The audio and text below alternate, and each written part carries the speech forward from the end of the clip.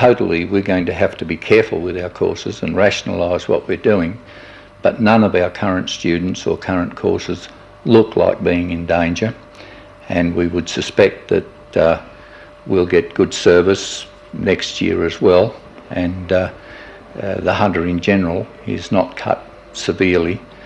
It sounds a severe cut, but as a percentage cut of our total operation, it really isn't all that bad. If the cuts aren't causing any real problems, why weren't they made sooner? The cuts indeed were made at the beginning of this year, and we kept our programs very tight here. As a result, we're not going to have a great problem at this stage of the year, and virtually no change in our current classes at all. The Minister for Education has stated that the changes aren't cuts but reallocation. That's quite true. In fact, we've had an increase of some $20 million in the total funding to TAFE, which is quite a substantial increase really. It's an increase that lifts us up to $380 million, and but a considerable part of that will be used to fund new colleges, new initiatives, and it's really a shift in our emphasis that's important.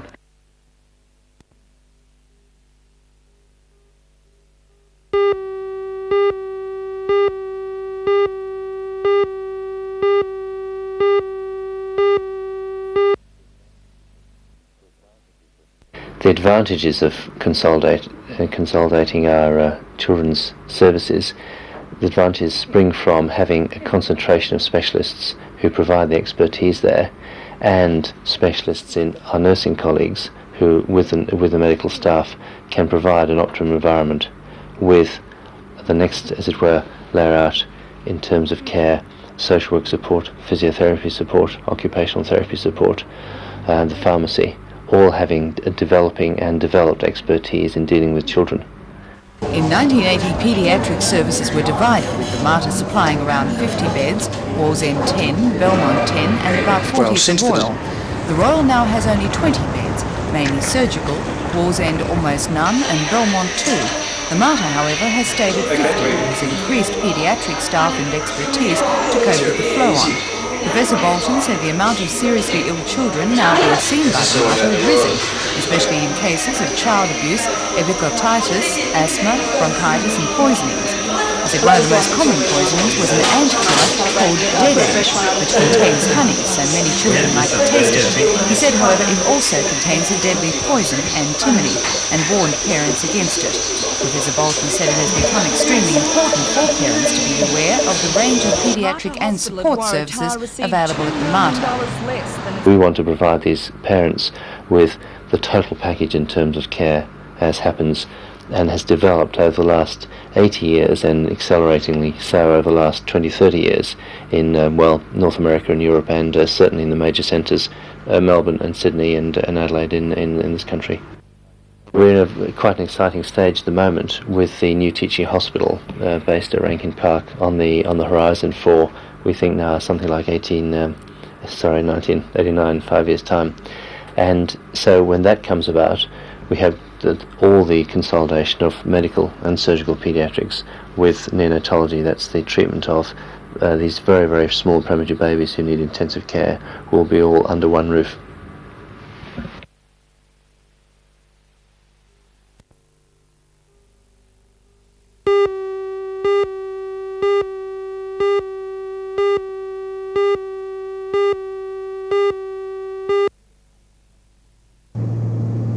The Stewart Highway cuts across some of the most inhospitable and barren land in the Australian outback. It is nevertheless used by many cars, tourist buses and road trains for the journey to Alice Springs. The highway is infamous for its bone-shattering surface, but since 1978 the federal government has been slowly upgrading the road to National Highway standard. Yesterday, the Federal Transport Minister Peter Morris flew into Torres Hill and signed contracts with Hawkins for the reconstruction of one of the last untouched sections of the highway. Also putting pen to paper was the Commissioner for Roads Michael Knight, the local federal parliamentary member Lloyd O'Neill, and the marketing manager of Hawkins Gary Ferris. The $11 million contract covers 79 kilometres of road from Torres Hill south to Marla Bore. Work will begin almost immediately and should be finished in December next year. Gary Ferris says the latest contract is a tremendous boost to the future prospects of the Newcastle company. It enables us to capitalise on the investment that we made in setting up the first section. And with the second section now, we've got work to take us through in South Australia until about December of next year.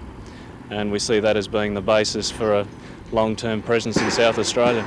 Meanwhile, work is well advanced on Hawkins' original contract, a 75-kilometre stretch from De Rose Hill up to the Northern Territory border. The company won the $8 million contract as a joint venture with Newcastle's Alco Steel, which is building 3 bridges worth another $2 million. At Marriott Creek, the two companies are working side by side to bridge the river, which flows only once every few years. The joint project employs 65 men, 15 of them from Newcastle. Even though both stages will be complete by the end of 1986, Hawkins' involvement with the Stewart Highway may not end there. One final section of the highway remains to be built between Pootanura Creek and Mount Willoughby. Hawkins has tendered for the contract and on the basis of its previous successes seems likely to win the work.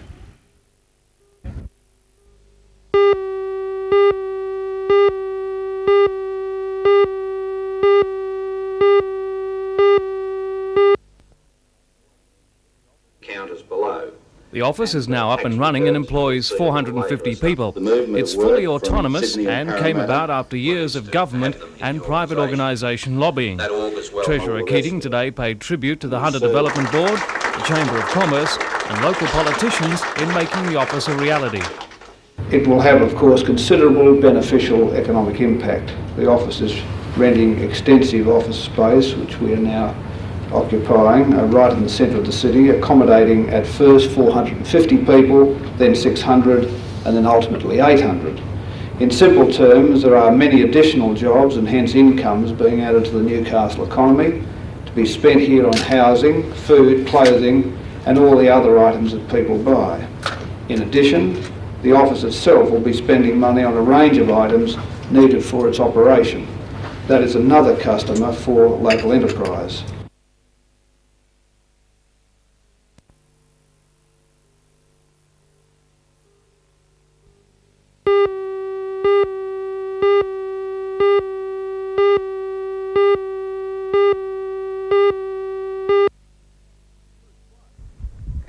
Bruce Wiley took full advantage of the recent gale force winds to show off his new sailboard.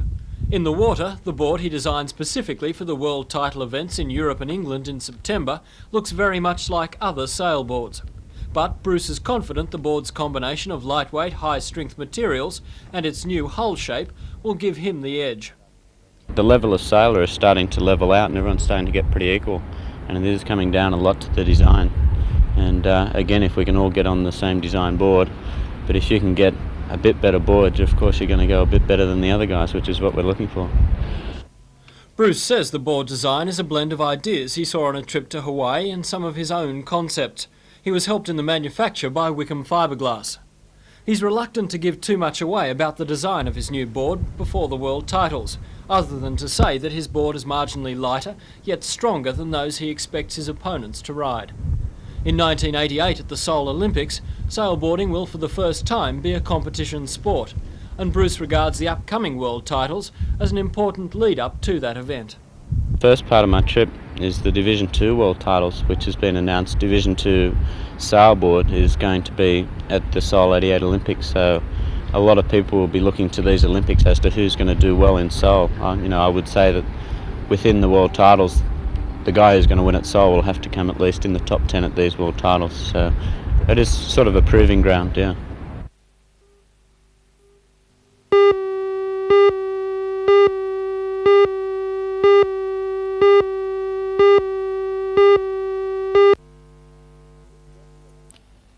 This desolate countryside is one of the most remote regions in the world.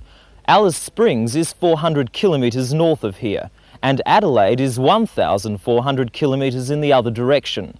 Linking those two cities is this road, the Stewart Highway. Yet only a short distance from here live 65 men who are working to rebuild that road. base camp for the Hawkins team has been established on the Torres Hill cattle station just east of the highway. They moved in during May, shortly after beginning work on the reconstruction of the 75-kilometre section of the Stewart Highway from Torres Hill up to the Northern Territory border. The $8 million contract was won as a joint venture with another Newcastle company, Alco Steel, which is building 3 bridges worth an extra $2 million. Here at Marriott Creek, the two companies are working side by side to bridge the river, which flows only once every few years. Yesterday, Hawkins was awarded a second contract worth $11 million for the reconstruction of the highway 79 kilometres south from Torres Hill to Marla Bore. You don't have to drive very far on the Stewart to understand why it needs rebuilding. The surface is bone-shattering and subject to frequent erosion. That takes its toll in construction vehicles and tyres in particular. Mechanical failures present a major problem. Everything's a problem. Normally you can obtain spares, tyres, bits and pieces overnight. Out here it takes 2 days, 3 days, maybe a week. Every little problem becomes a major problem. Things like water as well. Yeah, well there just isn't any. As in there's very little surface water. All the water comes from bores. It's limited quantity. You've got to plan around your water. Water becomes your major constraint, which is something we're not used to.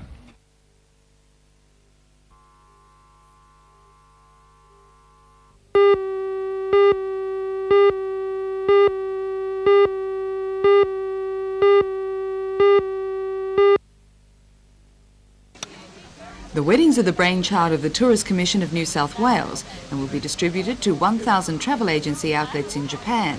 So far, the 2 young Japanese students, Yoko and Hiro, have gone through ceremonies at St Andrew's Church in Balmain, Fort Denison at Pinchgut and Featherston Wildlife Park in the Koala Sanctuary, and all for the cameras. Today another ceremony was held in the Green Cathedral at Tiona. The videos will be released in Japan in time for the New South Wales Trade and Goodwill exhibition in October, as part of the sister-state relationship between New South Wales and the Tokyo metropolitan area. From October 4th, New South Wales Week will be held, of which the main focus will be the donation by the New South Wales Government of 2 female koalas. We're putting a lot of emphasis on the fact that some female koalas will be delivered to the Tama Zoo in Tokyo to join the males that were given to the zoo in October last year. We thought this was a great opportunity to yet again promote the New South Wales tourism product in Japan and perhaps to emphasise the potentially big honeymoon and marriage market from Tokyo into various areas of New South Wales. According to the video consultant Richard Shimada, it's becoming more and more popular for young Japanese couples to have their marriage blessed in another country. Part of the reason is definitely for them to take an opportunity to travel overseas and see the foreign countries on their honeymoon. Do you think the campaign will be successfully received over there? I'm sure they will be. Because Australia has sent 2 koalas, male koalas, and now 2 more females are going over there, I understand. So I think that will be a great campaign, and this film will be released almost at the same time, I understand.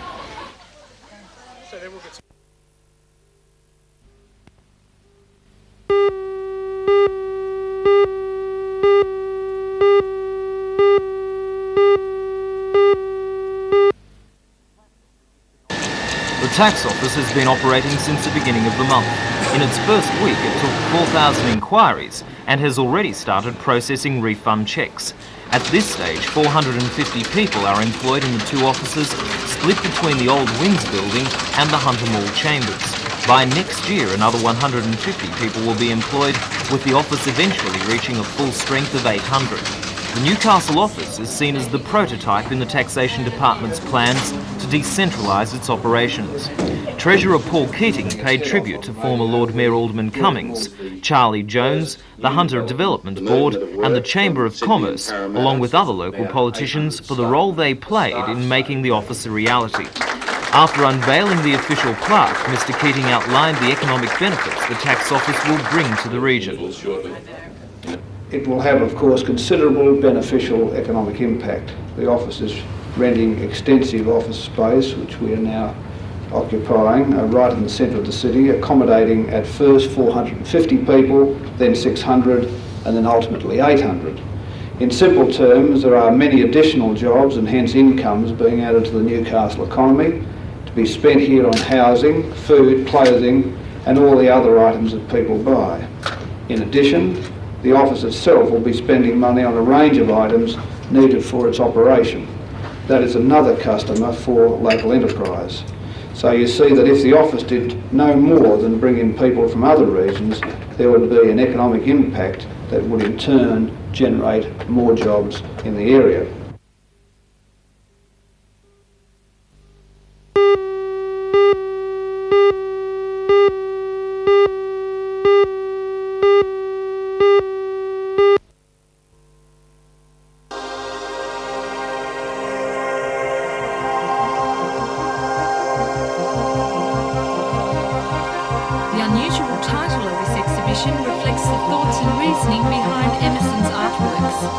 Well, most of the work I would consider to be figurative, and the figure changes and evolves through the images from something that is more purely totemic in the sense of a primitive sculpture, for example, a primitive sculpture that's sculptural forms, to more sort of classically figurative pieces where the human form might be trying to break through the bonds of decoration. The exhibition is open at the Lake Macquarie Gallery until August the 4th.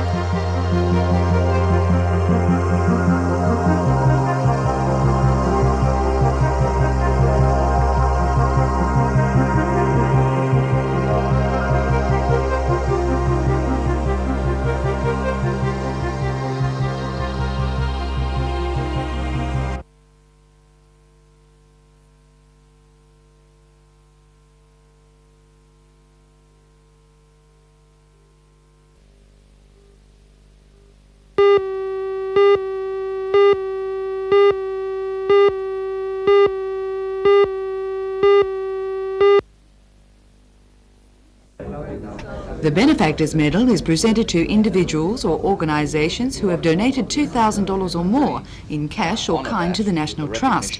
The presentation was in recognition for the support given by the Newcastle Permanent in the publication of the book Hunter Region, Restoration Supplies and Services.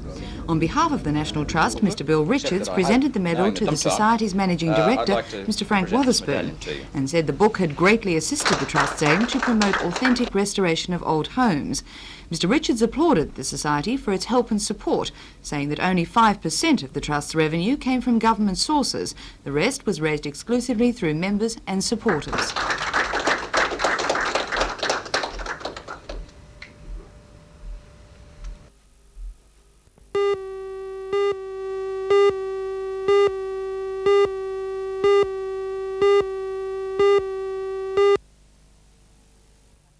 How this accident happened may forever remain a mystery, although for the 21 staff of the Chartered Finance Company in Hunter Street, opposite the Burwood Street intersection, it'll not easily be forgotten.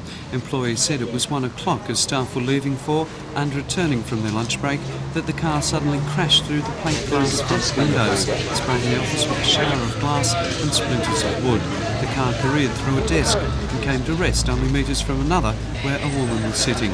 Pat Parsons and Leanne Palmer saw the bizarre incident happen before them. Leanne saw us through the door. Where did the car come from? We don't know. We were just going lunch, walking out the side door. And what happened? It broke through the glass? Yeah, glass going everywhere as we're sliding through the door. How lucky do you feel? Very lucky. So no one was hurt in the office at all? No, everybody managed to move. One girl was sitting there where the car is now, but she managed to move. You're feeling a bit shaken? Yes. Could be a good day for a lotto ticket. We just said we're going to buy a lottery ticket because if it had happened 2 minutes earlier, we would have been all there's about 4 of us just standing there where that car is now. An ambulance whisked the driver and his passenger to hospital for treatment for shock, and late this afternoon no one had been charged, nor had circumstances surrounding the crash been pieced together. Clearly, however, it'll remain one deposit and later withdrawal that'll be long remembered.